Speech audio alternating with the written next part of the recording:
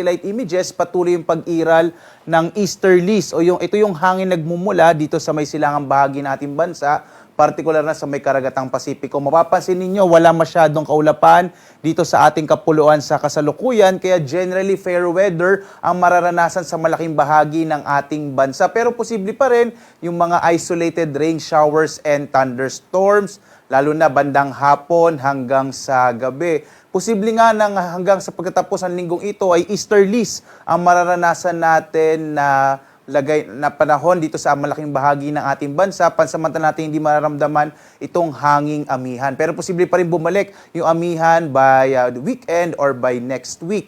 Kadalasan natatapos yung panahon ng amihan natin sa buwan ng Marso, mga second o third week. Samantala, sa ating datos din ay wala tayong inaasahang bagyo na maaaring mabuo o papasok sa loob ng Philippine Area of Responsibility, posible nga hanggang sa pagkatapos ng linggong ito.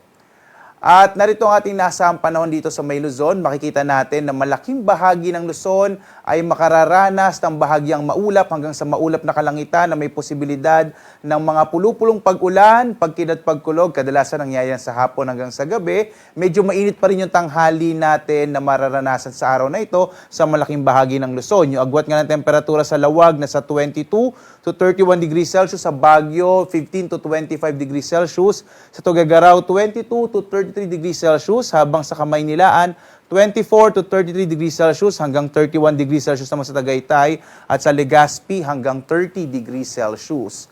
Dito naman tayo sa Palawan, Visayas at Mindanao. Dito sa Palawan, inaasahan din natin ang mga pulupulong pag-ulan, pagkidlat, pagkulog. Ang agwat ng temperatura sa Palawan nasa 25 to 33 degrees Celsius sa Kalayaan Islands. Sa Puerto Princesa naman, 25 to 32 degrees Celsius. Mga pulupulong pag-ulan, pagkidlat, pagkulog din na mararanasan sa may bahagi naman ng Kabisayaan. Agwat ng temperatura sa Iloilo, 26 to 30 degrees Celsius. Sa Cebu hanggang 30 degrees Celsius, habang sa Tacloban hanggang 31 degrees Celsius. Malaking bahagi rin ng Mindanao ay makararanas ng bahagyang maulap hanggang sa maulap na kalangitan na may mga pulupulong pag-ulan, pagkidlat, pagkulog bandang hapon hanggang sa gabi. Agwat ng temperatura sa Zamboanga hanggang 34 degrees Celsius.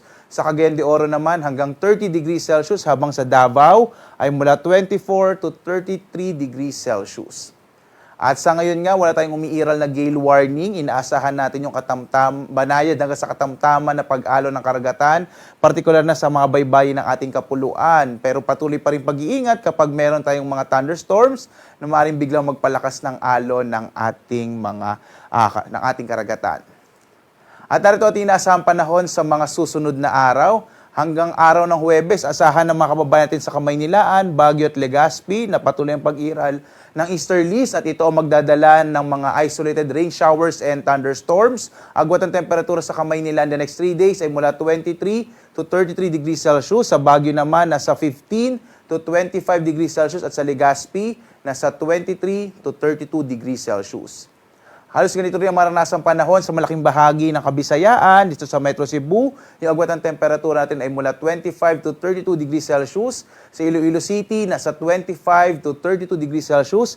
Habang sa Tacloban ay nasa 24 to 32 degrees Celsius. Mga pulupulong pag-ulan, pagkidlat, pagkulog din ang mararanasan sa bahagi naman ng Davao, gayon din sa Cagayan de Oro City at sa Zamboanga City. Yung agwat ng temperatura natin sa Davao ay mula 24 to 34 degrees Celsius. Sa Cagayan de Oro City naman, nasa 23 to 32 degrees Celsius, habang sa Zamboanga City, nasa 24 to 35 degrees Celsius. Ang araw natin ay sisikat mamayang alas 6:19 na umaga at lulubog, ganap na 6:01 naman ang gabi.